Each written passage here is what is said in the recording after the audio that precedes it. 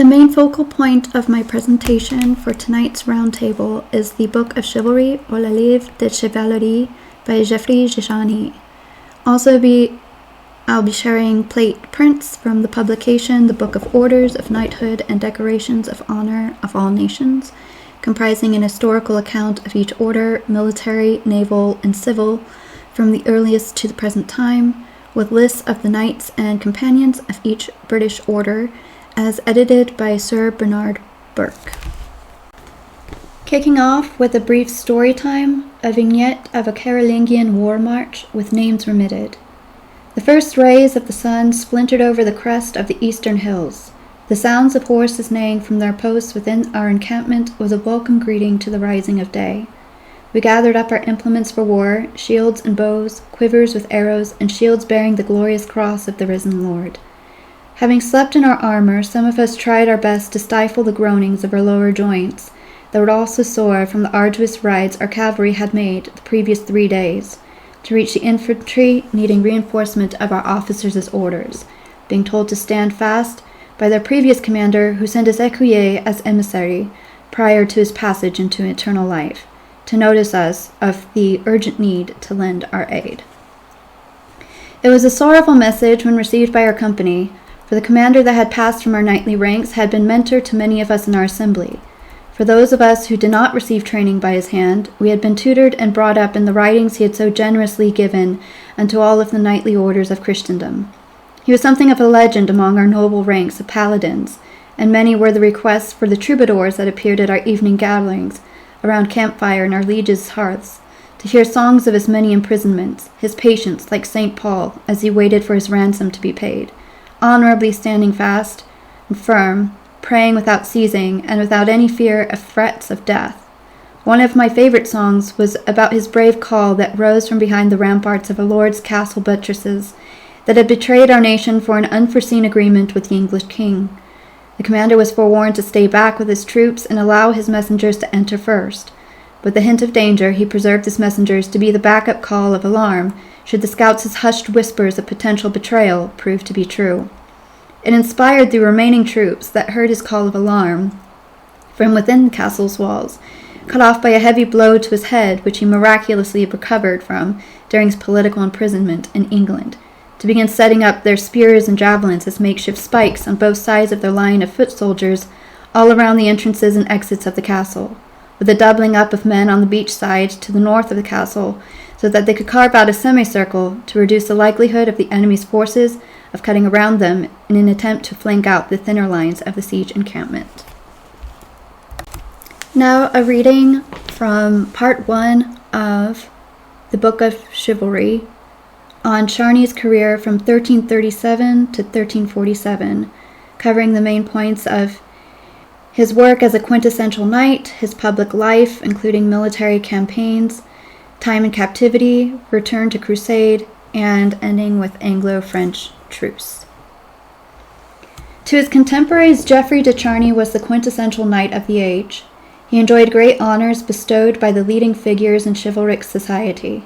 His actions won enthusiastic words of praise from the chroniclers on both sides of the Channel.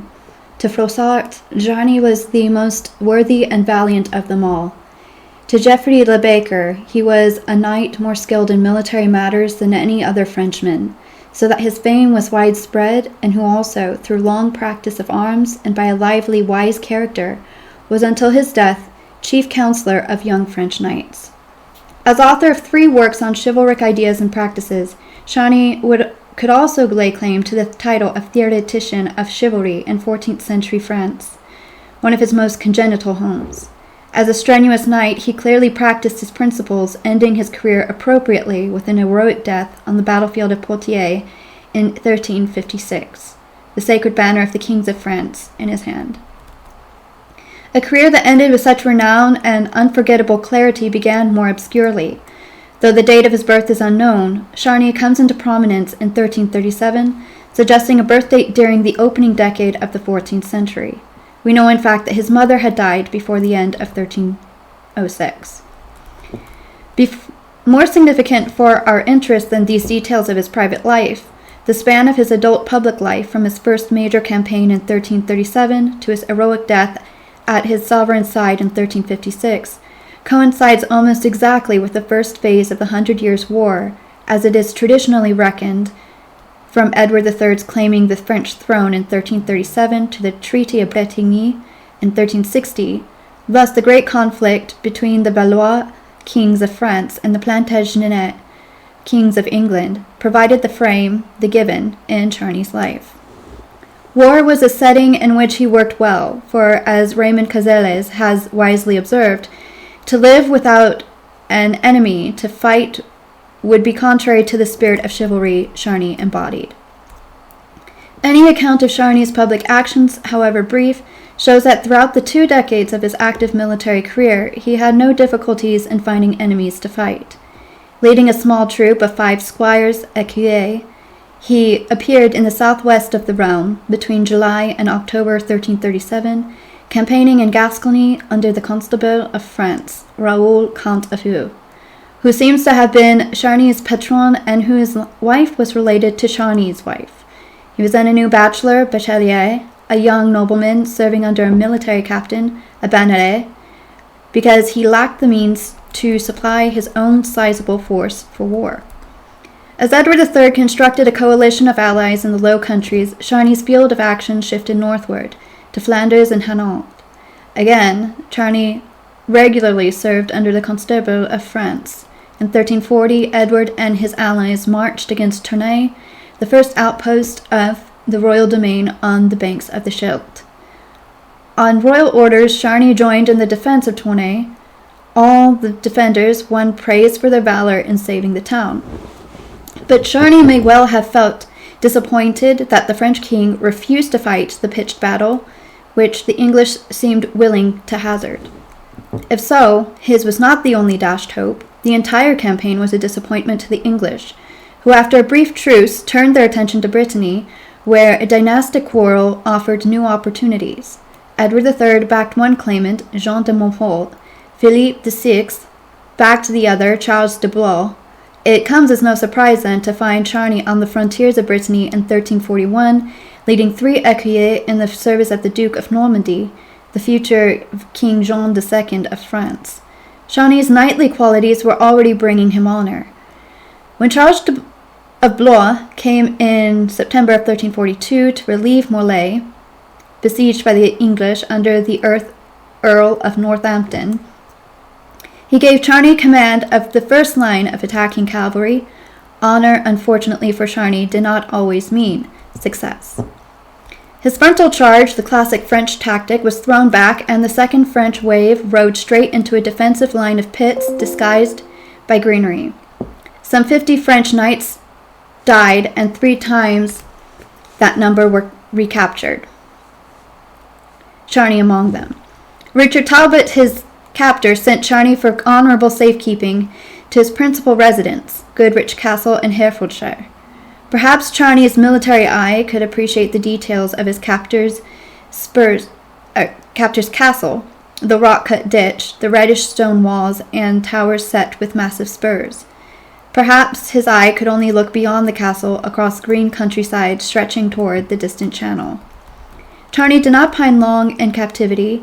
He is evidently soon acquired as a prisoner by an even more powerful victor from the field of Morlaix, William de Beaune, Earl of Northampton, who quickly ransomed him, or at least released him from captivity to seek the money to pay his ransom. His reputation had suffered not one whit. He knew that by 1343 he had been knighted. He is termed a knight in both English and French governmental documents in this year. We would like to know by whom he was knighted and on what occasion, but the evidence provides only the rough date for what must have been one of the most significant days in his life.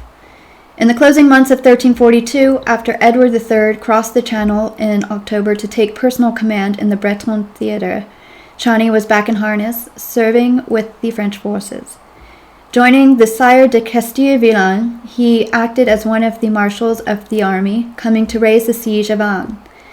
Edward's army by this time had pillaged its way up to the town walls. Once again, however, the great open confrontation of armies failed to happen. In mid-January 1343, papal legates prevented an immediate and epic Anglo-French pitched battle, and produced a truce not broken for a year and a half.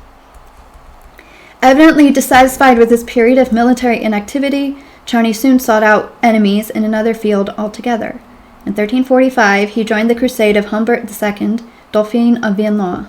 After consultations with the Pope, Humbert had given up his plan for a Spanish crusade and instead led his forces to Smyrna in Anatolia, the finest of the Turkish ports, which had recently been captured by Christian forces. This victory had produced a new wave of crusading interest in the West. Humbert's own force sailed from Marseille in September 1345, landed at Genoa, crossed the Italian peninsula, sailed to Venice, and only after lengthy negotiations set sail again. Arriving in Smyrna, delayed by quarrels with Italian allies in June 1346. But if Humbert was, in Sir Stephen Runciman's words, genuinely pious and without personal ambition, he was also quoted as a weak, vain man. In the end, the entire effort, Runciman concluded, had been singularly futile. What Charny thought of battling the Turks we can guess. What he thought of the trials, perils, and inconveniences of a crusade shows up unmistakably in one of his books, in which crusading appears as a form of quasi-martyrdom. Exactly when Charny and his men returned to France is uncertain, although it seems to have been in the summer of 1346, well before their leader Humbert returned in 1347. Had he learned of the active reopening of the Anglo-French War, Humbert, on his return to France, gave up worldly struggle and entered a Dominican convent. Charny lost no time in re-entering the Anglo-French warfare. Charny missed the great set-piece battle of Crécy because he was engaged in other missions for the French war effort. Under the Duke of Normandy, he was part of the force in the southwest trying to blunt the Anglo-Gascon initiative, which had already taken the town of Aiguillon, a strategically crucial point at the confluence of two rivers, the Lot and the Garonne. The French seas had to be lifted, however, as news came that the army of Edward III had landed on the coast of Normandy, launching the campaign that would bring the great English victory at Crécy. At the time of the battle, Froissart places Charny among the heroic defenders of the town of Bethune, besieged by a Flemish army.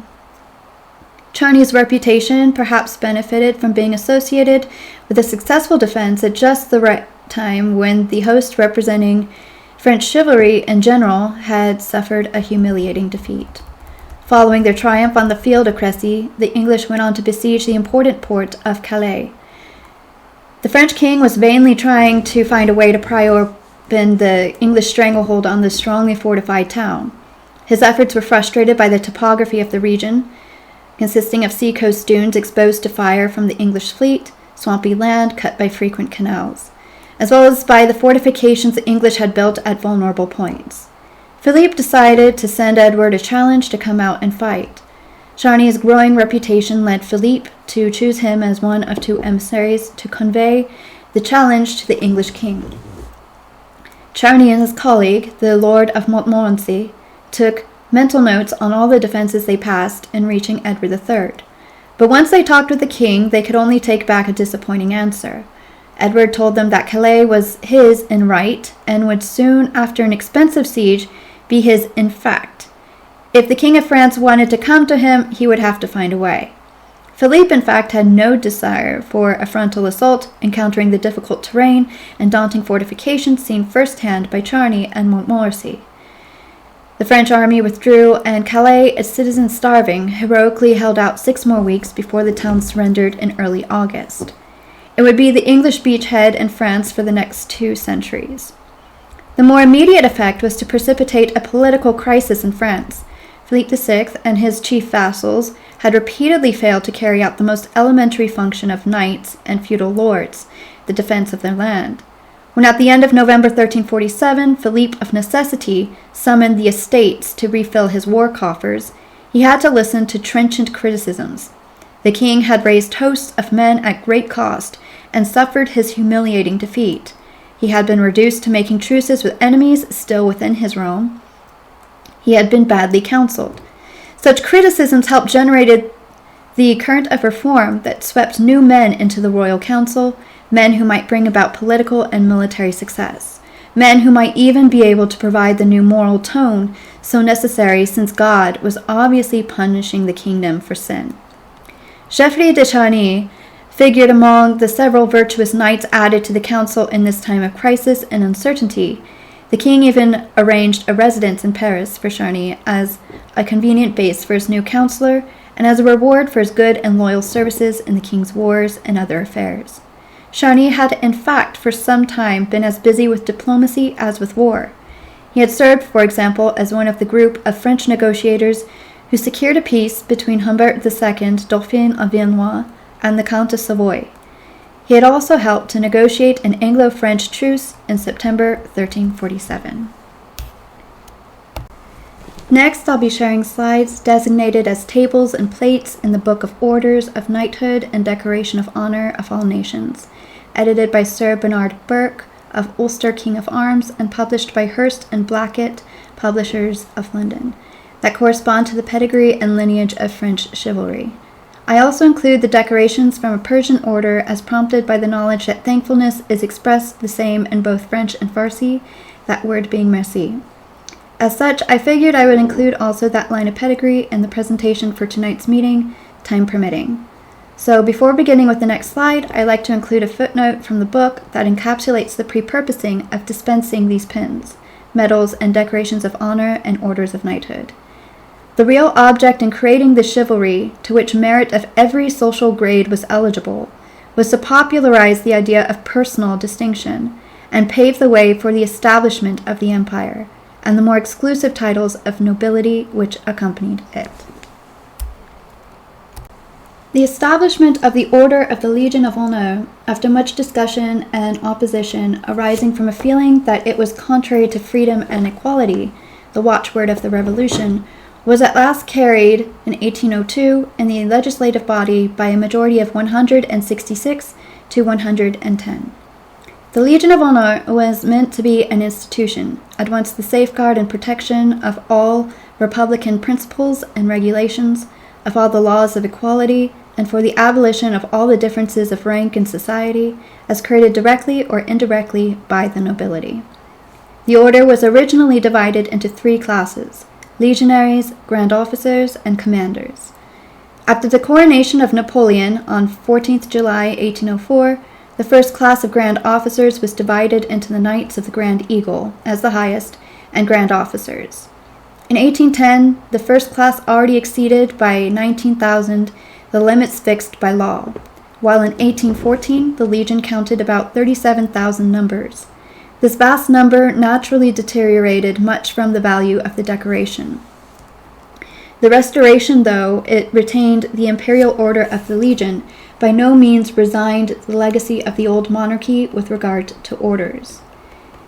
The Order of the Holy Ghost was the first rescued from oblivion. The Legion was converted into an order and lost its original character and signification. The number of the educational establishments in connection with the order was greatly reduced.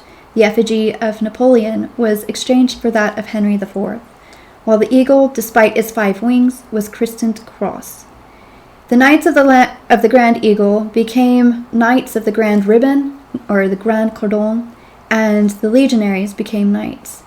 Moreover, all the nominations which had taken place during the 100 Days were nullified by Louis XVIII on his return to Paris, after the Battle of Waterloo.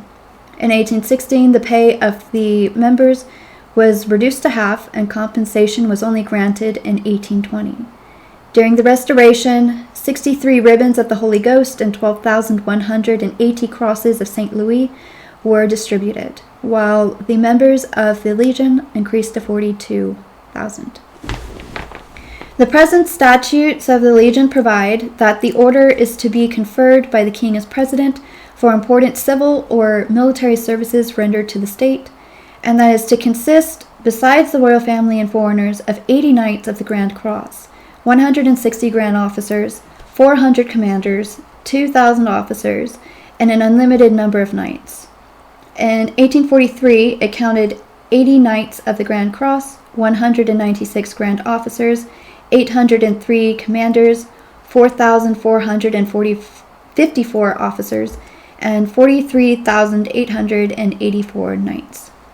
The candidates in time of peace must prove that they have served with the requisite distinction for 20 years in some military or civil department. In time of war, the order is also awarded for exploits or severe wounds received in battle. The first claim to the order must begin with the lowest degree of knights, as no degree can be passed over.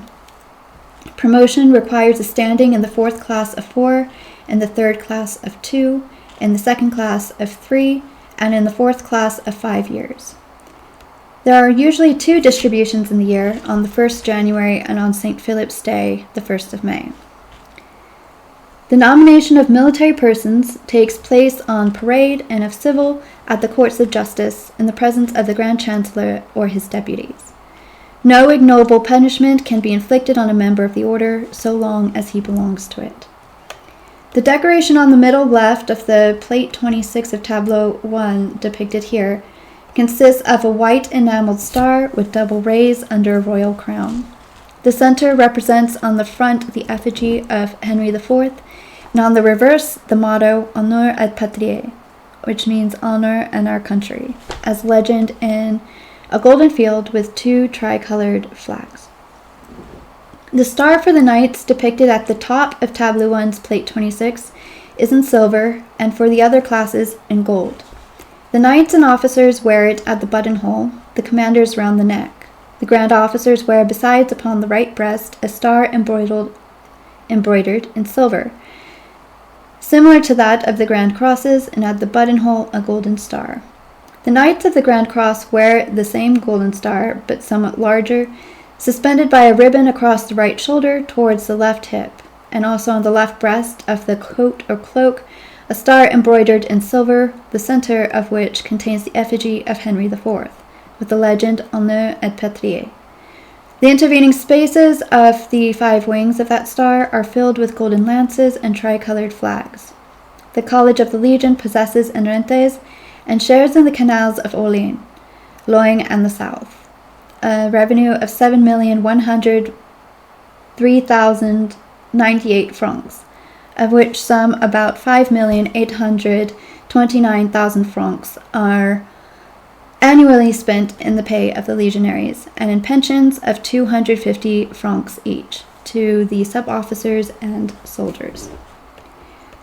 Napoleon I established at Saint-Denis and Aquin 2 boarding schools for 600 young girls, daughters, sisters, nieces, and cousins of the legionaries, 200 of whom were educated at the expense of their families, 300 as half-boarders, and 100 entirely free. 6 other establishments for the female orphans of the legionaries were founded in 1810, while the male orphans were received at the military schools and college. The Restoration only retained the boarding school of Saint-Denis, reducing the number to 500 pupils, 400 of whom, including the daughters of the members of all orders in the kingdom, were to enjoy free board and education. The orphan institutions were reduced to 2, receiving 200 pupils free and being managed by the nuns of the Congregation of the Blessed Virgin. By the law 19th April 1832, the decorated of the 100 days were admitted to a pension of 250 francs each. On the 16th June 1837, a new military class was admitted to the decoration of the cross, together with a pension. In 1845, the legionaries, since 1814, as also the knights who underwent amputation in consequence of wounds, were ordered to receive 100 francs for life in addition to their regular pay, while to the sub-officers and privates who were in active service at that period, and who by decree of the 27th February 1815 were received into the Legion, was granted a sum of 250 francs each. From 1831 to 1841, not less than 4,112 sub-officers and soldiers received the cross, while on the 30th November 1845, about 50,227 persons were in possession of it. The amount of pension then paid out was 5,975,000 francs. Since then, the annual distribution of the cross has been reduced to 200. On the 24th May 1851, it was decreed that until 1860, only one nomination should take place for every 2 extinct ones, and that the annual pensions are not to exceed 100,000 francs. The imperial eagle, which was again placed on the army couleurs, was also restored to the cross, as depicted on plate 27 of tableau 2 in the upper left and at the bottom middle. And by a decree of the 31st January 1852, the previous imperial form of decoration was genuinely reintroduced into the Rhone. The President Louis Napoleon decreed that a part of the property of Louis Philippe, which had been restored to the state, should be set apart as an endowment for the Legion of Honor. He also fixed the pensions of the legionaries at 250, of officers at 500, of commanders at 1,000, of grand officers at 2,000, and of grand crosses at 3,000 francs each. On the 1st October 1853, the order counted 65 grand crosses, 46 with pensions, 222 grand officers, 125 with pensions, 1,034 commanders, 457 with pensions, 4,714 officers, 1,450 with pensions, and 48,085 knights, 16,831 with pensions. That concludes all of the written information about the Order of the Holy Ghost. The Cross of July. On the 9th October 1830, the Minister of the Interior proposed in the Chamber of Deputies the foundation of an institution of a national reward for the support and pension of the citizens who had distinguished themselves or been wounded in the revelation of the preceding July, as also for the widows, orphans, or parents of those who had fallen. According to his account, more than 500 orphans and a like number of widows resulted from the contest, in which 3,800 had been wounded. He asked a vote of credit for 7 million francs, equivalent to £250,000 at time of works publishing in 1858, 4 million of which were to be applied to pensions. The proposal was accepted with a few amendments on the 30th November, and the Cross of July, depicted at the lower right of Tableau 2's plate 27, was founded in consequence. It consists of a white enameled star with 3 double rays under a silver mural crown. The similarly enameled center bears in 3 circles the national colors and exhibits on the obverse the inscription 27, 28, 29 Juillet 1830 in the middle, and Don par le roi de France, presented by the King of the French, on the edge. The reverse shows the Gallic cock in gold and the legend Patrie et Liberté, which means our country and liberty. The rays with 6 points and with silver balls are connected by an oak leaf wreath. It is worn suspended by a bright blue ribbon, about 3.5 inches wide, with a red stripe near each border. The Medal of July, placed in the center of plate 27, was also founded for the citizens who had cooperated in the revolution. It is of silver and shows on the front the Gallic cock, sitting upon a tri-colored flag, surrounded by an oak wreath, and the words "À cette défenseur, la patrie reconnaissante," a grateful country to its defenders. The reverse exhibits 3 intertwined laurel wreaths, between each of which, as also upon the edge, are seen the words 27, 28, 29 Juillet 1813, Patrie Liberté. The military medal was founded by the President of the Republic, Louis Napoleon, and to it be assigned one of the national castles as an educational establishment for the daughters or needy orphan girls of those honored with it. Each possessor of the medal receives a pension of 100 francs. It consists, by decree 29th February 1852, as depicted on Tableau 2, as the 2 decorations on the lower left and lower right of the plate, of silver about 1 inch in diameter. The front shows the effigy of Louis Napoleon, inscribed with his name, while the center of the reverse contains the motto Valeur et Discipline, and overall is seen an eagle. It is worn upon the left breast, suspended by a yellow ribbon with green borders. The medal is given 1. To sub-officers, soldiers, and sailors on re-entering the service after discharge or retirement. 2. To all whose names are mentioned in the army orders. 3. To those who have received several wounds before the enemy or on other occasions in the service. 4. To all who have distinguished themselves by courageous deeds as mere officials in the army, without pay or rank, such as military agents, etc.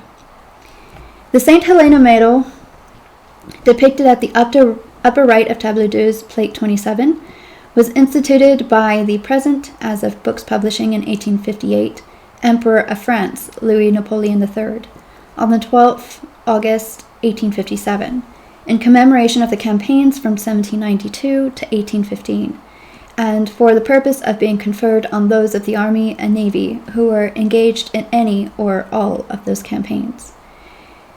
The medal is of bronze and bears on the obverse the effigy of Napoleon I, and on the reverse the legend Campagne de 1792 à 1815, ses compagnons de gloire, ses derniers pensées, and the date being 5 May 1821. It is worn at the buttonhole suspended by a red and green ribbon. Little or nothing is known of the Order of the Lion and the Sun. We must, therefore, content ourselves with an extract from F. von Hammer's work, Fundgruppen des Orient, meaning Minds of the East.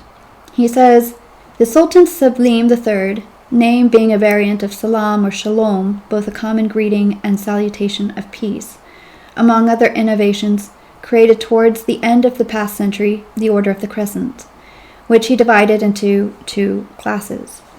The great one, shown as the upper decoration of plate 60, which is worn as a star, represents the crescent and the Tuda initials of the Sultan in brilliance.